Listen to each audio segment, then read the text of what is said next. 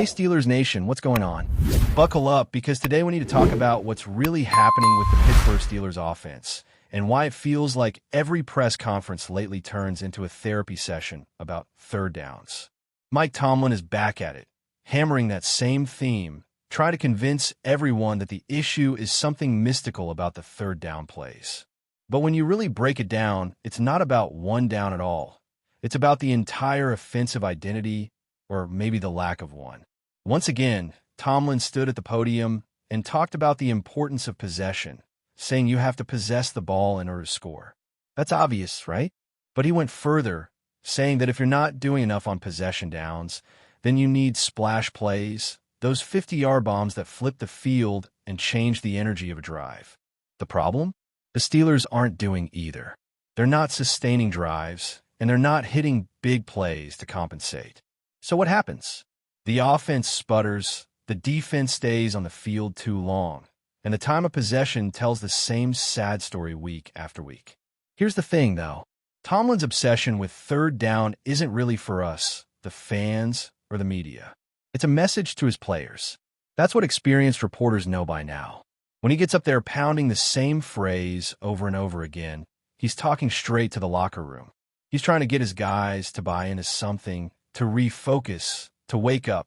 But let's be honest, sometimes it feels like he's missing the bigger picture. Third down success doesn't just appear out of nowhere. It's a reflection of what you've done on first and second down. If your early down play calls are predictable, if your running game is underused, and if your quarterback is constantly stuck in third and long, then of course your third down numbers will look bad. That's not the disease, it's the symptom. And that's what seems to be missing from the message. Take Jaylen Warren, for example. Tomlin even mentioned him, pointing out that he only had 14 carries. 14. For one of the few consistent weapons this offense has right now, that's just not enough. And when asked about how to get Warren more touches, Tomlin fired back with that same line, win more third downs. It's as simple as that, he said. Except it's not that simple. Because if you feed Warren the ball earlier and let the run game set the tone, you might not even have to face so many third downs in the first place. You could keep the offense on schedule, stay in manageable situations, and build rhythm instead of constantly reacting to 3rd and 7 or 3rd and 8. The Steelers are sitting around 19th in the league in third down efficiency. Not great, but not catastrophic either. What's more concerning is that it's not improving, and the offense doesn't seem to be evolving. The time of possession numbers show how out of sync things are, and it's affecting both sides of the ball. The defense has to stay out there longer, wearing down faster, while the offense keeps sputtering and punting. It's a cycle that keeps repeating, and at the center of it all is this misplaced obsession with one specific down instead of the larger offensive flow. And speaking of punting, that's another huge part of the frustration. Because when the Steelers do get a fourth down, Tomlin almost never goes for it. We're talking about one of the most conservative coaches in the entire league when it comes to fourth down decisions. Even when the stats, the analytics, and honestly common sense say it's time to be aggressive, he'd rather send the punter out. The Steelers have gone for it on fourth down only 7 times all season. That's near the bottom of the NFL. And out of those 7 tries, they've converted just 3. It's dead last in success rate. It's ironic, isn't it? The same coach who constantly preaches about possession and the importance of keeping the ball chooses to give it away more often than almost anyone else. He talks about valuing every drive, every snap, every chance to control the game, and then punt from midfield when the team needs just 1 yard. It's the kind of logic that drives fans crazy because it doesn't match up with the way the modern NFL works. Remember that game earlier this season against Seattle? 4th and 1. Inside Seahawks territory, tie game. It's the perfect chance to assert your will, trust your offense, and go for it. But instead, Tomlin punted. Later, he explained that decision by saying he wanted to protect his defense, to keep the opponent backed up on the long field. But protecting the defense also means keeping them off the field in the first place. You do that by maintaining possession, by fighting for that extra yard, not by surrendering the ball. Every time Tomlin says he wants to protect his defense, it sounds like he's already decided his offense can't get it done. That mindset, that lack of trust, filters down. The players feel it. And once that belief sets in, it's hard to break. You start calling plays scared. You play not to lose instead of playing to win. The Steelers have been living in that zone for too long, and it shows in the numbers, the rhythm, and the confidence, or lack thereof, on offense. Meanwhile, the rest of the league is moving forward.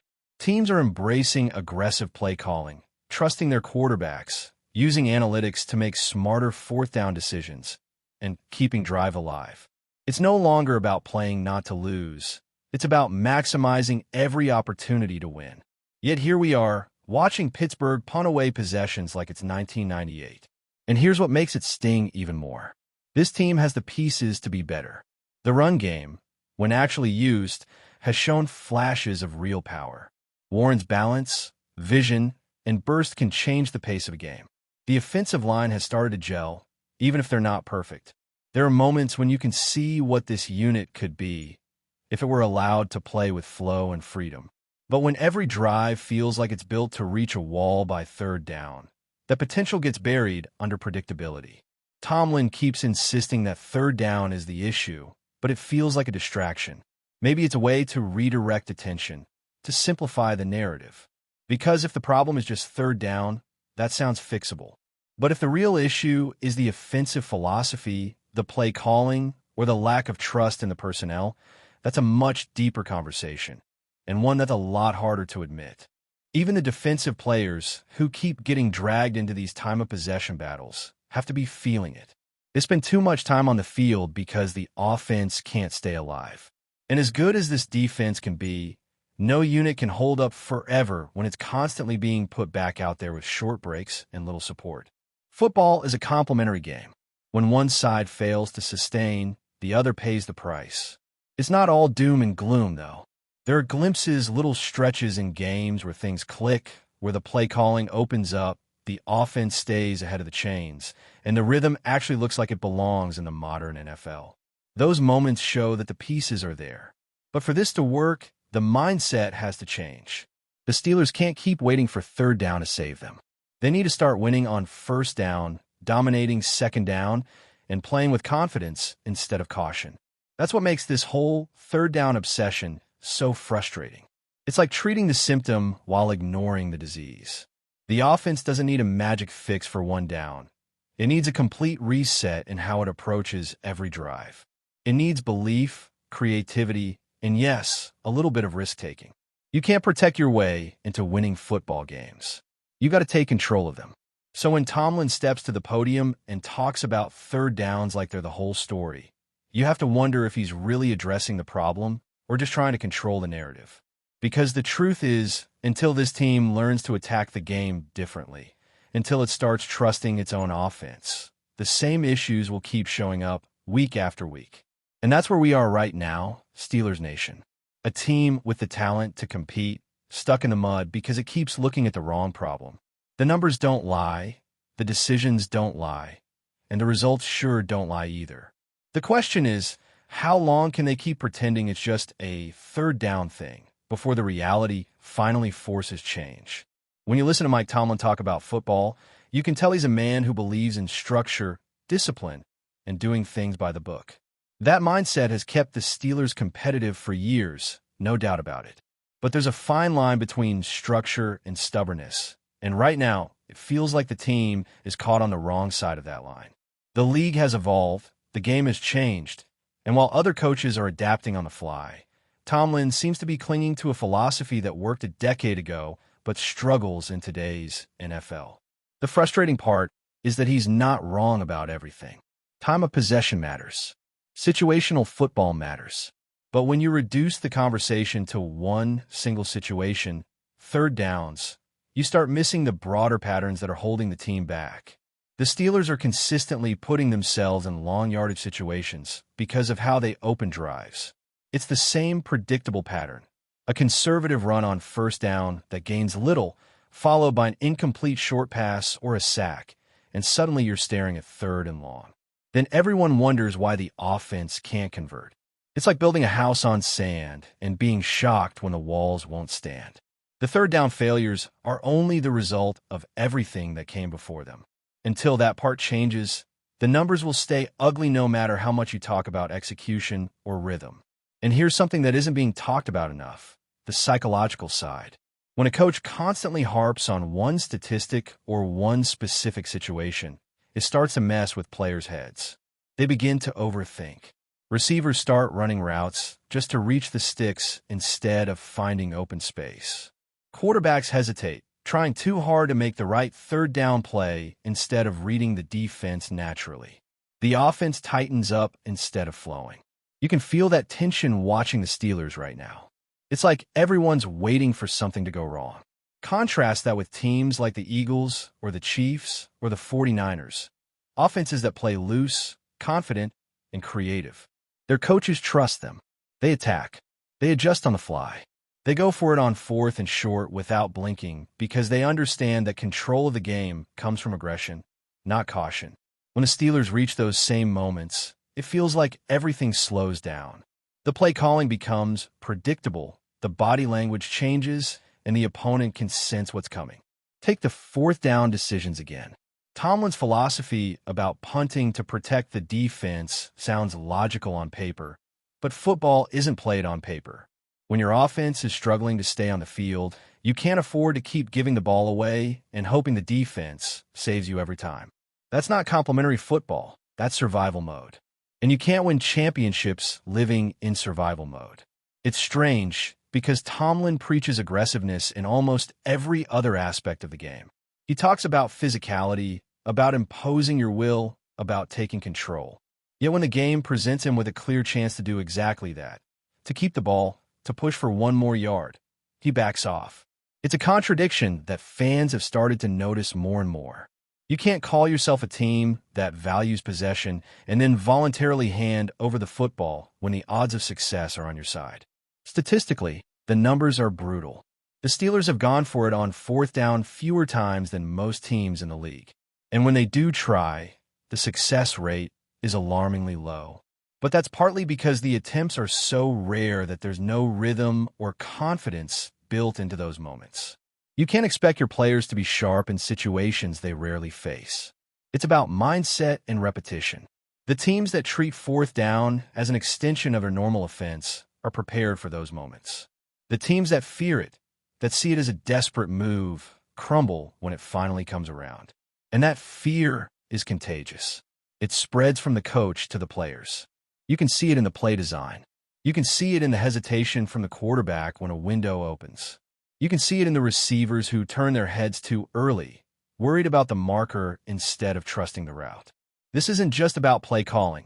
It's about confidence, and confidence has been missing for far too long. Even defensively, the ripple effect is obvious. When the offense keeps stalling, the defense gets gassed.